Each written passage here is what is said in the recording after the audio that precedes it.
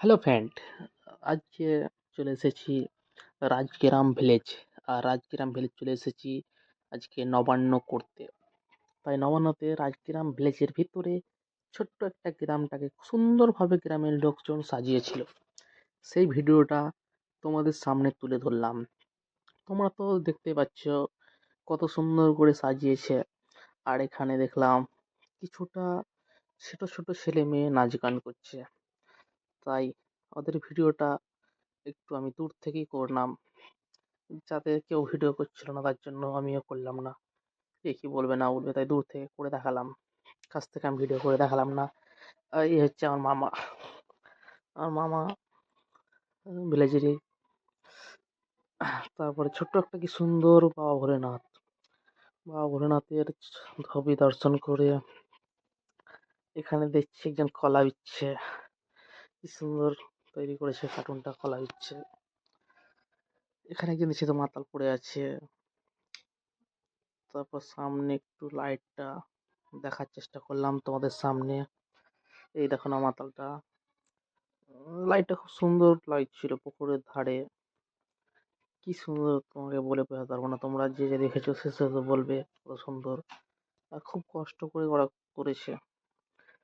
তারপরে আমি এলাম গণপতি বাপ্পা মন্দিরে। আর মন্দিরে ঢুকেই প্রথমত আমি প্রবেশ করলাম গণপতি বাপ্পার সামনে।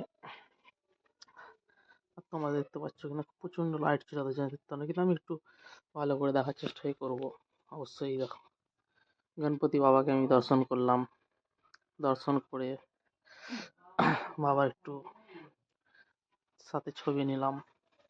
এরপর তোমাদেরকে দেখাবো যেসব ভিডিওগুলো লোড হচ্ছে। গণপতি বাপ্পার একটু দর্শন নিয়ে তোমাদের সামনে তুলে ধরবো। ছোট ছোট ছেলে মেয়েগুলো এখানেও দেখছি তো খুব সুন্দরভাবে নাচানাচি করছে। এই দেখে নাও পুকুরের ধারে একটা কি সুন্দর কার্টুন তৈরি করেছে মাছ মাছ বিক্রেতা। তার ওই ভিডিওটা দেখে সামনে এখানে দেখি কিছু মা বোনেরা দাঁড়িয়ে আছে, তার জন্য আমি ক্যামেরাটা ঘোরালাম না। তাই ক্যামেরাটা একটু ওপর করেই আমি চলতে থাকলাম। চলতে চলতে মামা এখানে দেখছি তো একজন মদ বিক্রি করছে, সাথে কিছু চাটও আছে আর সাথে। তারপর এক দাদা দেখছি দেখাতে চপ টপ বিচ্ছে। দাদাকে বললাম কি ওদের সাথে কার্টুনের সাথে তোমারও আমি ভিডিও বানিয়ে নিলাম। তো হাসলে, বলছে ঠিক আছে। এরকম চপ টপ বিক্রি করছে, তাই ওর ভিডিওটাও বানিয়ে ফেললাম। অবশ্যই ভালো লাগলে তোমরা লাইক শেয়ার করবে।